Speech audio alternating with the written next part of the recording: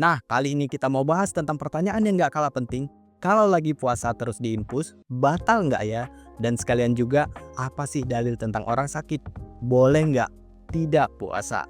Langsung aja kita bahas. Yang pertama, bagaimana hukum infus saat puasa? Menurut mayoritas ulama, infus itu sendiri tidak membatalkan puasa, kalau hanya berupa obat dan cairan non-nutrisi.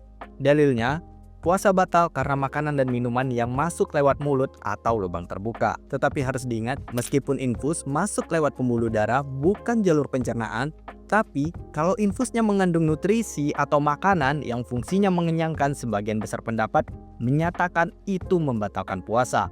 Karena hakikatnya sama saja memberi makan tubuh via jalur lain. Yang kedua akan kita bahas adalah dalil tentang keringanan bagi orang sakit. Pastinya kalau kalian diinfus itu rata-rata karena kalian menderita suatu penyakit.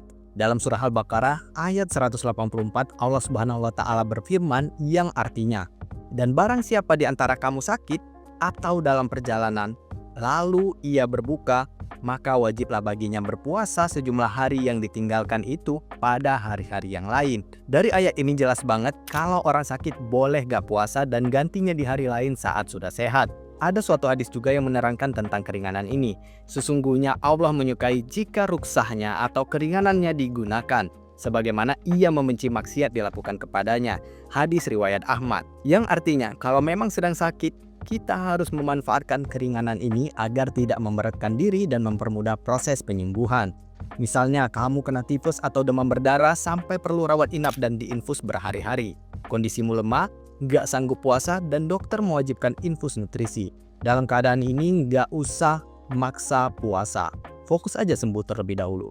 Lalu kada di hari yang lain, justru itulah bentuk ketaatan kepada Allah karena Allah tidak mau kita mempersulit diri. Jadi kesimpulannya adalah, jika infusnya obat biasa atau non-nutrisi, contohnya seperti paracetamol atau obat penurun panas, contohnya seperti antibiotik ya, itu tidak membatalkan puasa. Tetapi jika infusnya itu nutrisi atau pengganti makanan, itu membatalkan puasa. Tetapi ingat, orang sakit punya keringanan tidak puasa sesuai surah Al-Baqarah ayat 184. Ya nanti tinggal ganti di hari lain saat sudah sembuh. Jadi jangan ragu untuk memanfaatkan keringanan dari Allah Subhanahu wa taala kalau kamu benar-benar sakit.